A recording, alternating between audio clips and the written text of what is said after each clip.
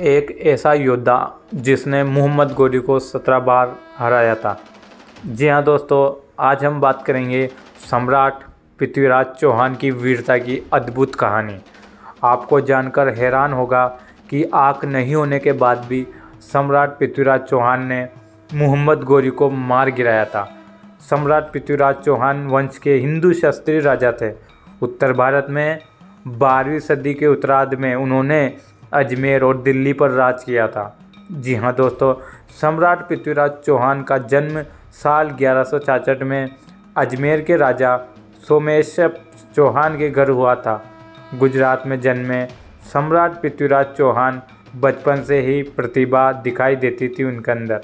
दिल्ली के राजा अनंगपाल द्वितीय की इकलौती बेटी कर्पूरी देवी पृथ्वीराज चौहान की मां थी। जी हाँ दोस्तों, पिता की मृत्यु के बाद 13 साल की उम्र में ही उन्होंने अजमेर के राजगढ़ की गद्दी संभाल ली थी। बचपन में ही कुशल योद्धा रहे सम्राट पृथ्वीराज चौहान ने युद्ध के कई गुण सीखे थे। बाल्यकाल में ही उनके अंदर योद्धा बनने के सभी गुण आ गए थे। दिल्ली के शासक और पृथ्वीराज चौहान के दादा अंगम ने पृथ्वीराज चौहान के साहस और बहादुरी की कहानियाँ सुनी तो बहुत प्रभावित हुए। इसके बाद उन्होंने पृथ्वीराज चौहान को दिल्ली के सिंहासन का उत्तराधिकारी बनाने का ऐलान कर दिया।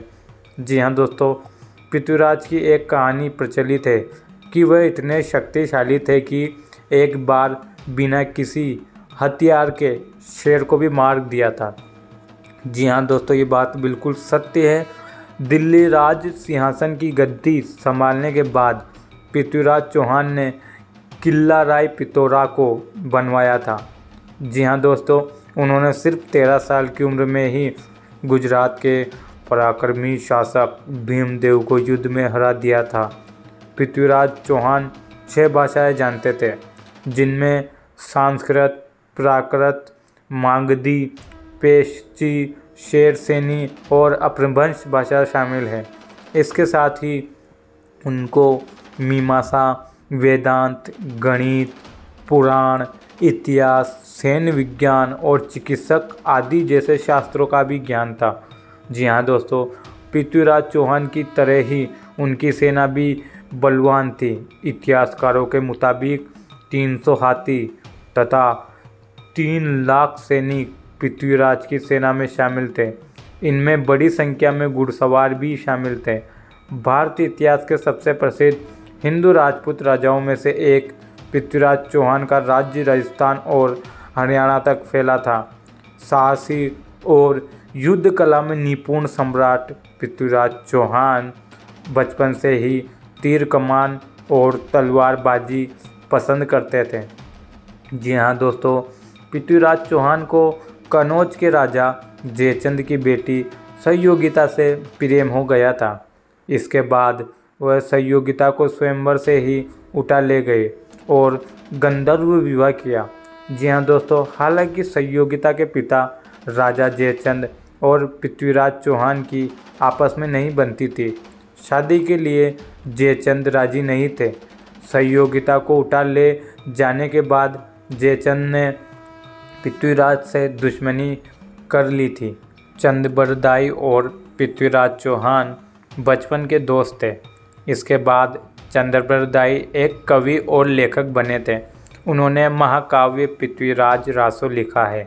प्रथम युद्ध में सन 1191 में मुस्लिम शासक सुल्तान मोहम्मद शहाबुद्दीन गोरी ने पृथ्वीराज चौहान को कई बार हराया, लेकिन उसको सफलता नहीं मिली।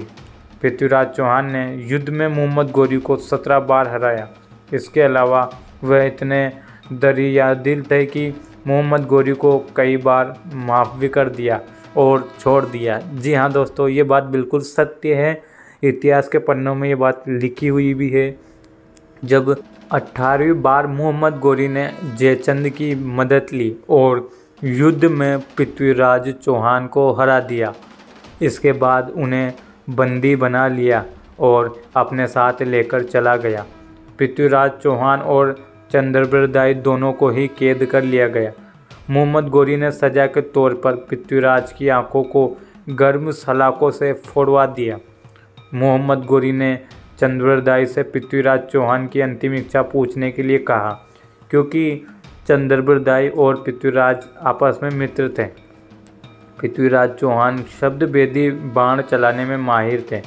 मोहम्मद गोरी को इस बात की जानकारी दी गई, जिसके बाद उसने कला प्रदर्शन के लिए इजाज़त दे दी। पृथ्वीराज चौहान को जहां पर अपनी कला का प्रदर्शन करना था वहां पर मोहम्मद गोरी भी मौजूद था। पृथ्वीराज चौहान ने चंद्रबरदाई के साथ मिलकर मोहम्मद गोरी को मारने की योजना पहले ही बना ली थी। महफिल शुरू होने वाली थी, तभी चंद्रबरदाई ने एक दोहा कहा, 4 बांस 24 गज अंगुल अष्ट प्रमाण, ताव पर सुल्तान है मत चूके चौहान। चंद्रबरदाई ने पृथ्वीराज चौहान को संकेत देने के लिए इस दोहे को पढ़ा था। इस दोहे को सुनने के बाद मोहम्मद गोरी ने जैसे ही शाबाश बोला, वैसे ही अपनी आंखों को गंवा चुके पृथ्वीराज चौहान ने मोहम्मद गोरी को अपने शब्द भेदी बाणों से मार दिया। हालांकि सबसे दुख की बात यह है कि इसके बाद पृथ्वीराज चौहान और चंद्रबरदाई ने दुर्गति से बचने के लिए एक दूसरे को मार दिया। ऐसे पृथ्वीराज ने अपने अपमान का बदला ले लिया। पृथ्वीराज के मरने की खबर सुनने के बाद सहयोगिता ने भी अपनी जान दे दी। तो दोस्तों, मुझे आशा है कि आप सभी को वीडियो पसंद आई होगी। अगर वीडियो पसंद आई है तो लाइक करिए, शेयर करिए, चैनल पर नए तो चैनल को सब्सक्राइब करिए। धन्यवाद।